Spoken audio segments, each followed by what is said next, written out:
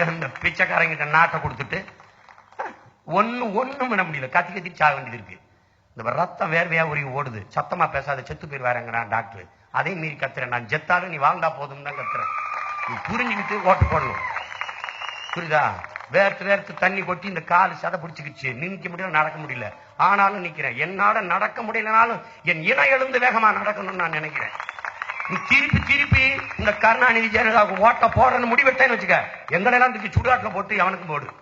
நீ ஏற்கனவே 50 ஆண்டுகளா என் சித்தப்பனும் பெரியப்பனும் மாமனும் மச்சானும் செஞ்ச துரோகத்துக்கு தான் உங்க பிள்ளைங்க அந்த முச்சத்தில் இருந்து கத்தி கிடக்கிறோம். 50 ஆண்டுகளா போட்டு என்ன வச்சிருக்கா? எங்களுக்கு என்ன வச்சிருக்கா? படிக்க கல்வி வச்சிருக்கா, நடக்க பாதை இருக்கா, எரிக்க மிச்சா இருக்கா, குடிக்க தண்ணி இருக்கா, என்ன இருக்கு?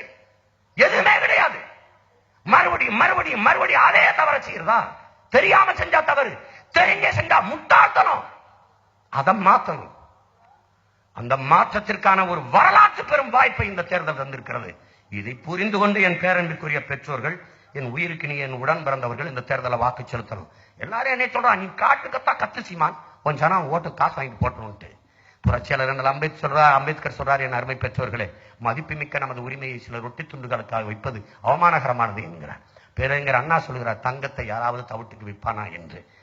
நன்றாக கவனித்துக் கொள்ளுங்கள். தெய்வ திருமகன் நமது ஐயா முத்துராமலிங்க தேவர் சொல்லுகிறார்கள், ஓட்டுக்கு காசு கொடுக்கிறவன் பாவி, அந்த காசை வாங்கி கொண்டு ஓட்டு போடுவன் தேச துரோகி என்று. அந்த குற்றத்தை செய்து விடாதீர்கள் என் அன்பிற்குரிய மக்களே.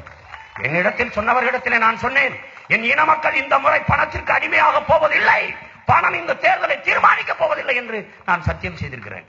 என் இன மக்களின் மீது எனக்கு அசைக்க முடியாத நம்பிக்கை இருக்கிறது என் அன்பிற்குரிய சொந்தங்களே. நான் சொன்னேன், என்னதான் வறுமை ஏழ்மை பசி பட்டினி மக்கள் இருந்தாலும் ஆட்டை விற்பாங்க, மாட்டை விற்பாங்க, உழுது உழைக்கிற காட்டை விற்பாங்க, குடியிருக்கிற வீட்டை கூட விற்பாங்க. நேசித்து கட்டி வந்த பொண்டாட்டின் தாலியை கூட அடமானம் வைப்பான். ஆனால் தன்மானத்தையும் இனமானத்தையும் ஒரு வாதம் தமிழன் அடமானம் வைக்க மாட்டான் என்று நாம் பேசுகிறேன்.